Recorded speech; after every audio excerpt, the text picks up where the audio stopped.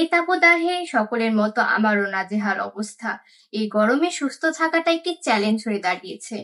তাই সুস্থ থাকার জন্য আমি প্রতিদিন প্রচুর পরিমাণে পানি পান করছি। ফ্রিজের ঠান্ডা পানি নয়, বরং টিউবওয়েলের টাটকা বিশুদ্ধ পানি পান করছি। সাথে মাঝে মাঝে স্যালাইন পানিও পান করছি এবং ভাজা পোড়া খাবার খাওয়া থেকে বিরত থাকছি। বাইরে গেলে অবশ্যই ছাতা ব্যবহার করছি এবং প্রয়োজন ব্যতীত বাইরে যাওয়া থেকে বিরত থাকছি।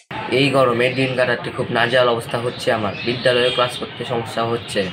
এই গরমে আমি নিজেকে সুস্থ রাখার জন্য ফ্রিজের ঠান্ডা পানি খাওয়ার পরিবর্তে সাধারণ পানি খাচ্ছি। বাইরে বেরোলে ছাতা ব্যবহার করছি এবং বাইরে যাওয়ার খুব কম চেষ্টা করছি। দিন দিন চাঁপাইনবাবগঞ্জের তাপমাত্রা বৃদ্ধি পাচ্ছে এবং গরমের কারণে আমাদের নানা ধরনের করণীয় থাকে। বেশি বেশি পানি পান করা, তারপরে বাইরে গেলে অবশ্যই ছাতা নিয়ে যাওয়া এবং ঠান্ডা জিনিস খাওয়া থেকে বিরত থাকা এবং নিজেকে দেখাশোনার পাশাপাশি পোষা প্রাণীরও দেখাশোনা করা উচিত।